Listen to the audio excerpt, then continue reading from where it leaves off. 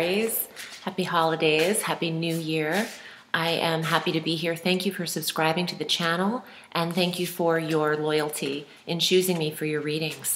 I am shuffling the Salvador Dali Tarot, which I'm very excited about. Here is the cover. It's a pretty massive deck, and I've been receiving a lot of energy while using it. I also would like to take the time to say, if you haven't booked your annual reading with me, an Astro Tarot reading for either 60 or 90 minutes, it's the time to do so. I am starting to book for 2018, and I'm excited to see all of your charts. So please consider reading with me. All of my information is below.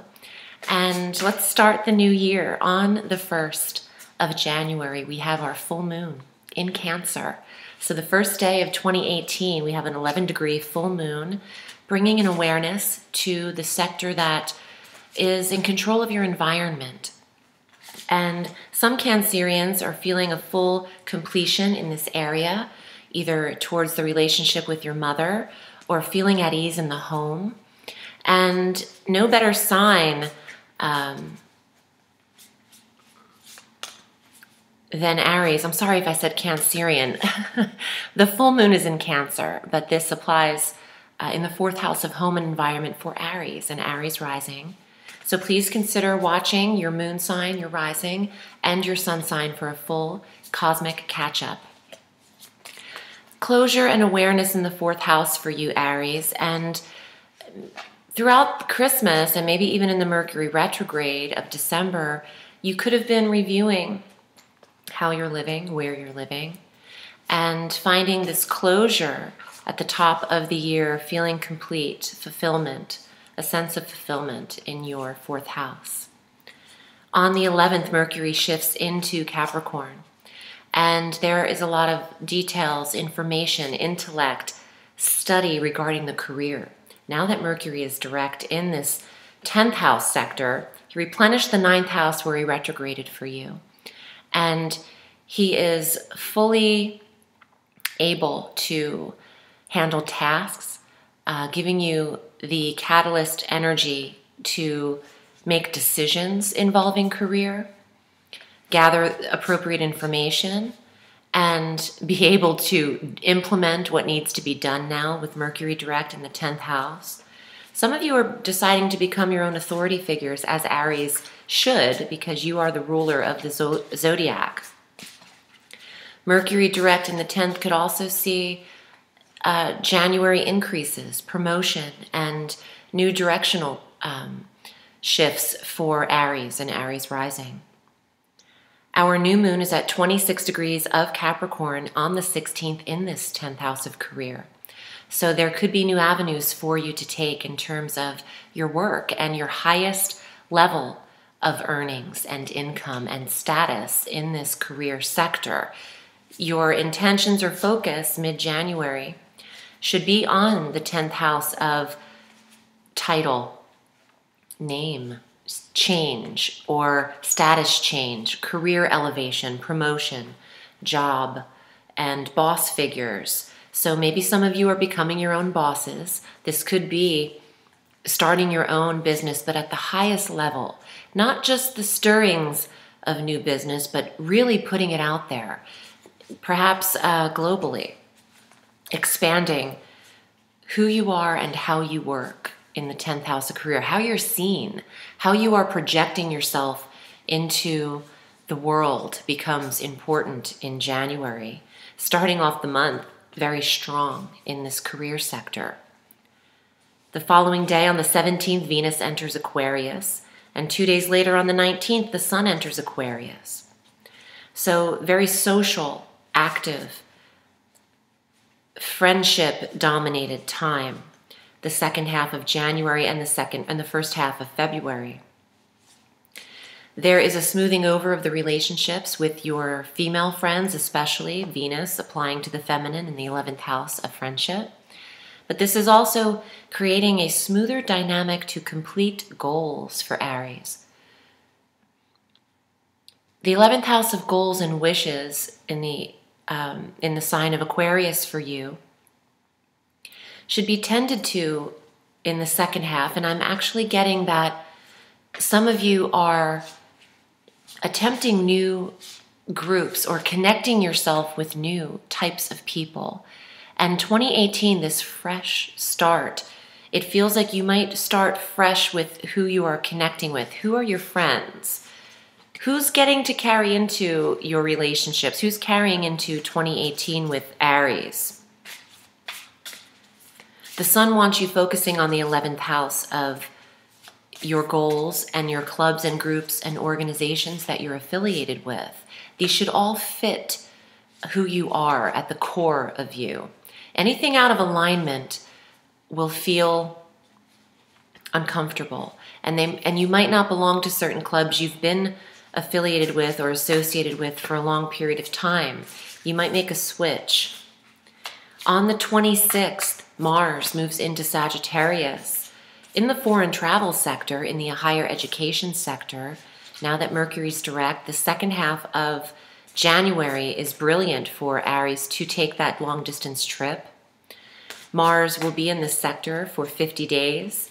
So this is beautiful for learning about foreign culture, foreign lands, travel, education, philosophies, the studying of theology and different religions, and all things metaphysical that you connect with. This is a strong time to give action, Mars, to that area, to participate in, which is Mars, the 9th house. Some legal actions might happen for Aries, and you might become engrossed in the law over the course of the 7-week period of time Mars is here.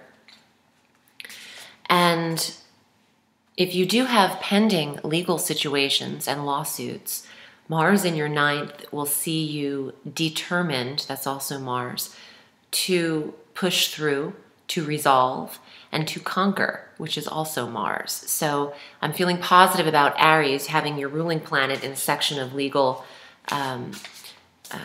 action or court cases that you're involved in already that are pending. These will push through at the end of January into all of February. This is eclipse season. So on the 31st, we do have our full moon total lunar eclipse at 11 degrees of Leo. So in the 5th house, beautiful culmination in the sector of fun and lighthearted, attraction, energy. So these 11-degree full moons, this is a blue moon month. There's a double full moon in January. On the 1st at 11 degrees of Cancer, and on the last day, the 31st, at 11 degrees of Leo. 11:11. If you're not following me on social media, Instagram in particular, I wrote a post regarding the numerology of these new moons, and I'm drawn to that. I feel that this is a time for healers and spiritual awakening.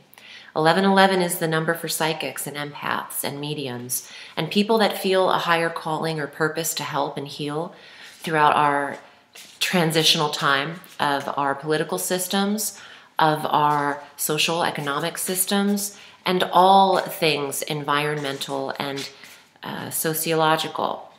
I feel like angels and healers are here and called upon to assist. And the number 1111 in these full moons of closure and awareness is here, I think, very particularly for a reason. If I believed in coincidence, I'd be out of a career. So I believe everything is specifically, divinely, purposeful and timed. And this eclipse will bring closure to the 5th house.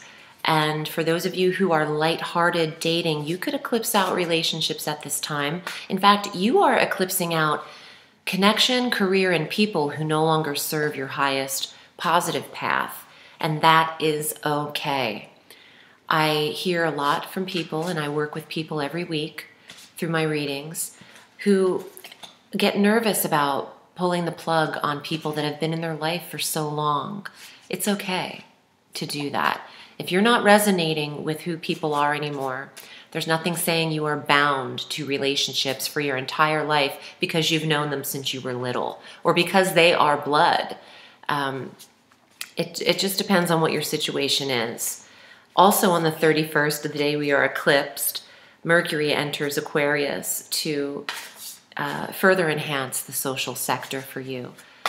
So let's get to the cards. I do feel like Aries is painting a broad scope, is what I'm getting, of process of elimination. What's working for you in your career path, in your personal connection path. It might be changing. Your first card, and bear with me, I've never used this deck before, and they're not labeled, so I will do a lot of counting, but this is the Three of Cups. And Salvador Dali signed every card in a certain area, and these are just absolutely beautiful, and he did all of the art. So Three of Cups, friendship, 11th house, trust. Who are you trusting, Aries? Who's showing you generosity and respect? The 11th house is very important for you in January. The next card, Five of Cups. There's no need to be sad or upset that you have emotionally disconnected from intimate relationships or personal relationships. It is a time to assess what you're connected with and who you're connected with, and make decisions accordingly. The next card is the Seven of Swords. Some energy in your life, people and or your own mental frame of mind, the swords ruling the mind, some of this energy is causing you stress or strife, and the decision-making to let go is overwhelming, could be for Aries rising. Your final card, Eight of Swords. That butterfly in the center of the card is giving me life. It's what I'm attracted to the most right now. What is hindering you can grow again. Oh, what has limited you? Saturn making his transit out of Sag, out of the harmonious position with you, and now squaring you, is causing some restriction as he is in Capricorn, and limitation. And it's okay, it will elevate you. You will grow wings again. You will fly again. There's some transformation happening for Aries. And I think it starts with who you're connecting with. The first card out, the Three of Cups. Know your friends. And those people that you can't get a firm grip or a grasp on knowing, it's time to eliminate, is what I'm getting for Aries. Eclipsed out of the picture. People can strongly be eclipsed out during eclipse season. And the next eclipse that we have on the 15th of February after January will be in the sign of Leo. And I'm sorry, Aquarius. So you have new energy, new eclipsed batch of energy coming in February, but you need to make room for it first. And what better part of the year or time of the year to actually go forward in the process of elimination than January? And I know that 2017 was a little rocky and took a lot of getting used to, but 2018 brings some prosperity with it. It is a number 2 year. It's a regenerative year, and it's a year of abundance in the number 2 in numerology. So I'm feeling like with your career impacted and new moons happening there, you can reposition yourself in a better financial light. Although that didn't show up in the tarot, it was really about letting go of strife, people who cause you, well, people that push your buttons and you react to them, because people don't actually cause you strife. You are processing it that way. And it can be about how you're looking at things. With these swords cards, are you mentally on repeat over and over about what has been said, and are you overanalyzing to the point of hindering yourself? Cut the cord, Aries. Cut the cord on relationships that are unhealthy, and starting with the pattern or behavior of your own mind. I appreciate you watching. I'm wishing you a beautiful 2018. Remember, the sky is limitless, Aries, so reach for the stars.